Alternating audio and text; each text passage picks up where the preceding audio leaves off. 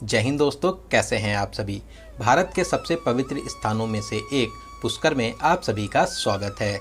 आस्था, विश्वास और उत्साह की ये प्राचीन नगरी, जिसे ब्रह्मा जी का घर भी कहते हैं, पूरे विश्व में सबसे प्राचीन और पहला ब्रह्मा जी का मंदिर यहीं पुष्कर राज में विराजमान है। दोस्तों, हिंदू धर्म की 5 सबसे पवित्र झीलों में से एक पुष्कर झील यहाँ की दिव्यता को और बढ़ाती है। यहाँ के 52 घाटों पर बने 500 से अधिक मंदिर यहाँ की आस्था और विश्वास को देशी नहीं विदेशों में भी लोकप्रिय बनाते हैं। तभी तो पूरे साल ही विदेशी टूरिस्ट के साथ साथ करोड़ों भक्त यहाँ की भक्ति में खुद को सजोते हैं। तो दोस्तों, आज के इस खास और इन्फॉर्मेटिव वीडियो में मैं आपको तीर्थराज पुष्कर में दर्शन और यात्रा की संपूर्ण जानकारी बताऊंगा। जैसे आप यहां तक कैसे पहुंचेंगे, रुकने के लिए होटल या धर्मशाला कहां पर लेना चाहिए, यात्रा और दर्शन का सही तरीका क्या है, यहां पर दर्शन करने के प्रमुख मंदिर कौन से हैं, खाने पीने की कैसी व्यवस्था है, और वीडियो के लास्ट में बात करेंगे संपूर्ण बजट की। तो पुष्कर यात्रा की A to Z complete information के लिए वीडियो को एक बार पूरा जरूर देखें। दोस्तों, पुष्कर राजस्थान का एक प्रमुख हिंदू तीर्थ है जो अजमेर जिले में पड़ता है और यहाँ से राजधानी जयपुर लगभग 130 किलोमीटर दूर स्थित है। पुष्कर अपने धार्मिक महत्व, प्राचीन मंदिर, झील, विश्व प्रसिद्ध मेले और खान पान के लिए सभी को अपनी ओर आकर्षित करता है। तो चलिए फिर वीडियो में आगे बढ़ते हैं और एकदम शुरू से शुरू करते हैं और जानते हैं आप यहाँ तक कैसे पहुँचेंगे। दोस्तों, यहाँ का well connected railway station Ajmer में है, जो यहाँ से 15 किलोमीटर दूर स्थित है। रेलवे स्टेशन से ऑटो में 10 रुपये देकर आप बस स्टैंड आ जाइए। यहाँ से हर 10 से 15 मिनट में पुष्कर के लिए गवर्नमेंट और प्राइवेट बसेस मिल जाती हैं।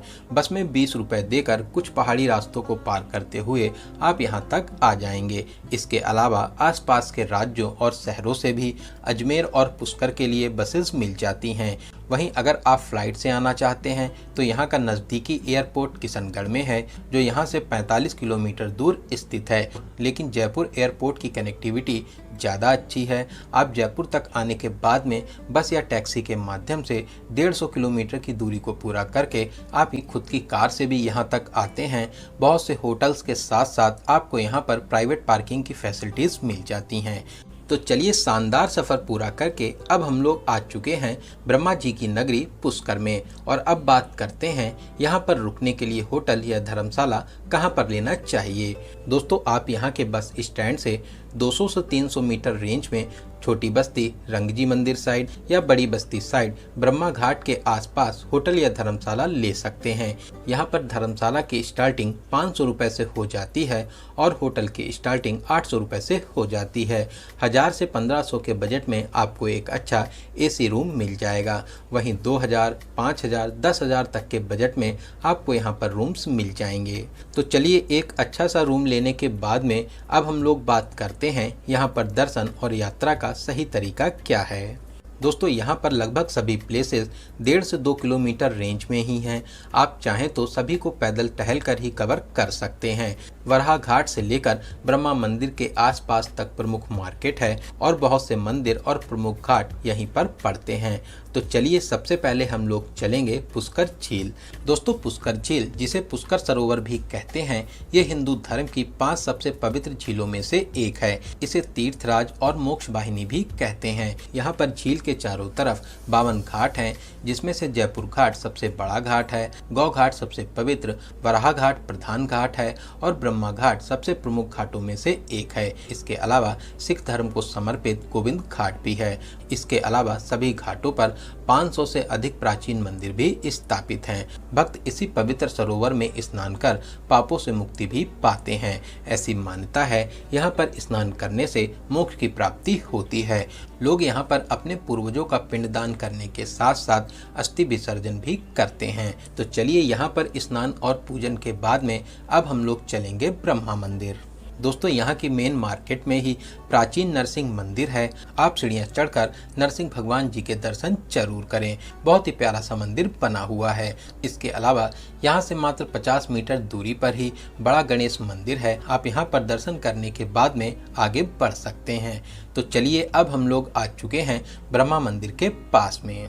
दोस्तों ये मंदिर जगत पिता ब्रह्मा जी को समर्पित है, जिसका निर्माण 14वीं सदी में ब्राह्मण परिवार द्वारा कराया गया था। ऐसे तो ये ब्रह्मा जी का एकमात्र प्रमुख मंदिर है, लेकिन अब देश और विदेश में ब्रह्मा जी के 2-4 मंदिर भी बन चुके हैं। ये प्यारा सा मंदिर काफी ऊंचाई पर भव्य शैली में बना हुआ है। यहाँ पर आप ब्रह्मा जी की 4 मुख वाली दिव्य प्रतिमा के दर्शन कर आशीर्वाद प्राप्त कर सकते हैं। ब्रह्मा जी के 3 मुख सामने की ओर हैं और चौथा मुख प्रतिमा के पीछे है, जिसे आप पीछे लगे शीशे से देख सकते हैं। इसके अलावा ब्रह्मा जी के साथ में माता गायत्री भी विराजमान है। आप उनके भी दर्शन जरूर करें। दोस्तों पौराणिक मान्यताओं के अनुसार ब्रह्मा जी ने पृथ्वी की ओर कमल का फूल गिराया था। ये कमल का फूल यहीं पुष्कर में गिरा था। तब ब्रह्मा जी ने यहाँ पर हवन और पूजन करने का संकल्प लिया था, लेकिन पूजन में उनकी पत्नी सावित्री देवी मौजूद नहीं थी और यज्ञ के मुहूर्त में देरी होने के कारण ब्रह्मा जी ने यहीं पर एक सुंदर कन्या से विवाह कर यज्ञ को संपन्न किया था। जब इसकी जानकारी माता सावित्री को हुई, तब उन्होंने क्रोध में आकर ब्रह्मा जी को श्राप दिया और कहा, आपकी पूजा केवल यहीं पुष्कर में ही होगी। तभी सिर्फ पुष्कर में ही ब्रह्मा जी का प्रमुख मंदिर है।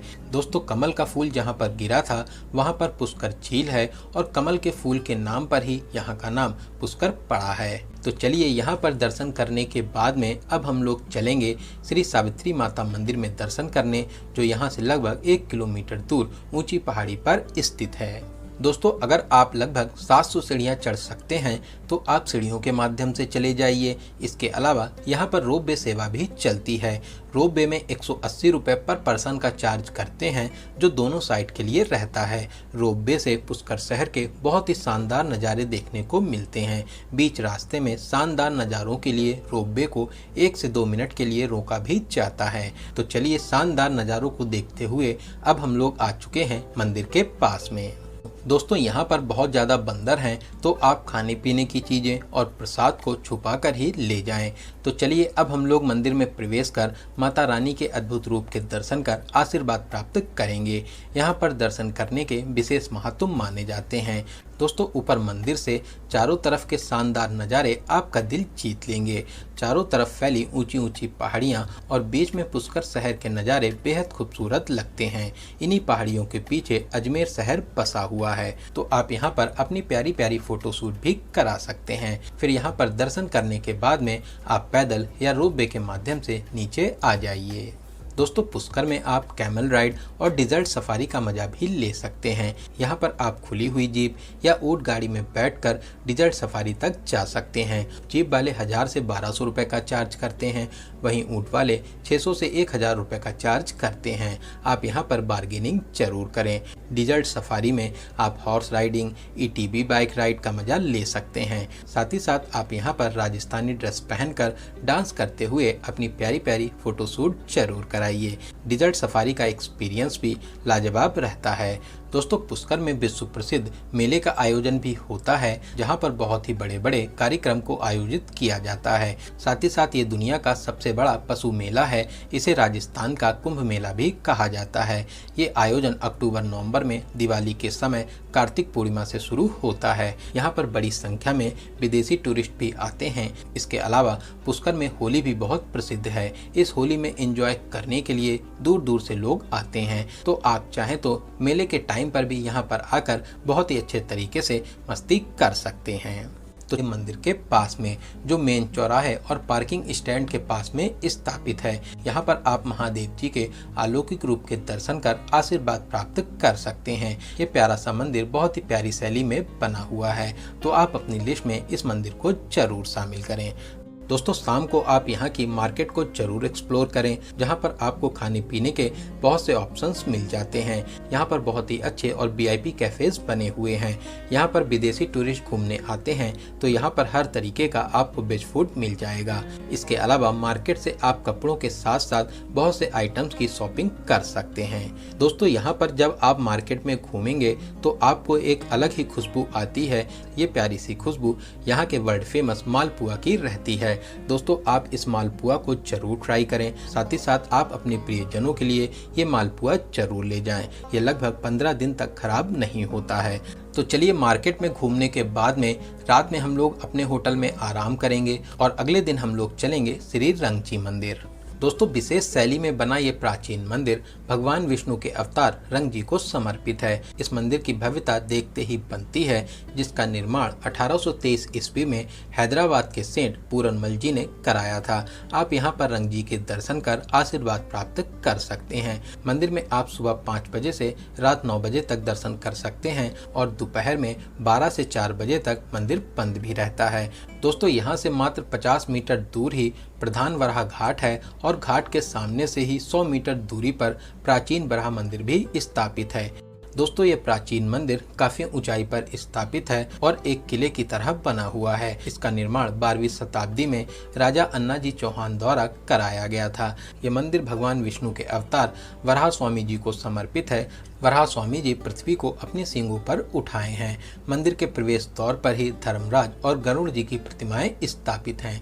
दोस्तों मुगल काल में इस मंदिर को बहुत ज़्यादा नुकसान पहुंचाया गया। औरंगजेब ने इस मंदिर को नष्ट करने की कोशिश भी की थी। तो यहाँ पर दर्शन करने के बाद में अब हम लोग चलेंगे पुष्कर के बहुत ही प्राचीन मंदिर श्री अटमेश्वर महादेव मंदिर में दर्शन करने, जो यहाँ से मात्र 50 मीटर दूरी पर ही स्थित है। दोस्तों यहाँ पर 2 मंदिर हैं। एक मंदिर ऊपर की ओर भव्य शैली में बना हुआ है और दूसरा मंदिर कुछ फीट नीचे सुरंग में स्थापित है। ये मंदिर पुष्कर के प्राचीन मंदिरों में से एक है। यहाँ पर दर्शन करने के विशेष महत्व माने जाते हैं, तो आप यहाँ पर दर्शन करने जरूर आएं। तो चलिए यहाँ पर दर्शन करने के बाद में अब हम लोग आ चुके हैं बालाजी मंदिर, जिसे विष्णु महाराज मंदिर भी कहते हैं। दोस्तों दक्षिण भारतीय शैली में बना ये दिव्य मंदिर भगवान विष्णु को समर्पित है। यहाँ पर आपको दक्षिण भारत के मंदिरों की तरह दर्शन करने को मिलते हैं। दोपहर में 12 से 4 बजे तक बंद रहता है।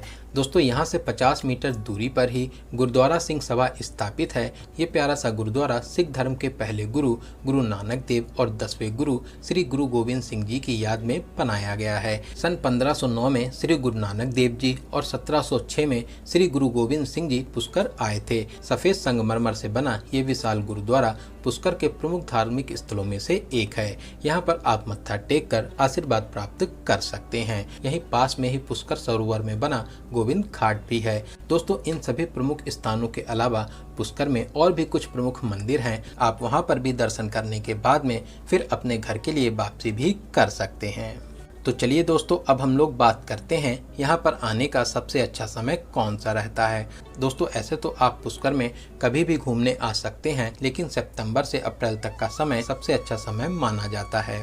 बात करें आपको कितने दिनों का प्लान बनाना चाहिए। दोस्तों अगर आप कुछ प्रमुख स्थानों पर ही घूमना चाहते हैं तो आप यहाँ पर सुबह आकर शाम को वापसी कर सकते हैं। इसके अलावा आप यहाँ पर 2 डेज और 1 नाइट का प्लान जरूर बनाएं, या फिर आप 3 डेज और 2 नाइट का प्लान भी बना सकते हैं। तो चलिए दोस्तों अब हम लोग बात करते हैं सबसे ज़रूरी क्वेश्चन बजट की। कितने बजट में आप इस प्यारे से टूर को कवर कर लेंगे। दोस्तों अगर आप 2 से 3 लोग हैं और आप 2 डेज और 1 नाइट का प्लान बनाते हैं तो 5,000 से 6,000 रुपये प्लस ट्रेन टिकट, इतने बजट में बहुत ही आराम से इस प्यारे से धार्मिक स्थल को कवर कर लेंगे। तो दोस्तों यहाँ पर मैंने आपको पुष्कर यात्रा से रिलेटेड हर एक छोटी बड़ी जानकारी को बहुत ही अच्छे और सही से देने की पूरी कोशिश की है। अगर फिर भी आपके कोई क्वेश्चन रह जाते हैं तो आप हमें कमेंट के माध्यम से पूछ सकते हैं। दोस्तों आपको ये वीडियो कैसा लगा और आप इस वीडियो को कहाँ से देख रहे हैं कमेंट बॉक्स में ज़रूर बताइएगा। अगर वीडियो की जानकारी आपको हेल्पफुल लगी हो तो अपने एक लाइक से हमें मोटिवेट ज़रूर करें। इसके अलावा अगर अभी तक आप हमारी फैमिली यात्रा मित्र से नहीं जुड़े हैं तो प्लीज़ चैनल को सब्सक्राइब जरूर करें। साथ ही साथ बेल आइकन प्रेस करने के बाद में ऑल नोटिफिकेशन को जरूर क्लिक करें। तो चलिए दोस्तों अब मिलते हैं किसी ऐसे ही इन्फॉर्मेटिव वीडियोस में। तब तक आप अपना और अपने परिवार का बहुत ज़्यादा ख्याल रखें। आपकी यात्रा सफल, सुगम और मंगलमय हो। जय हिंद, जय भारत।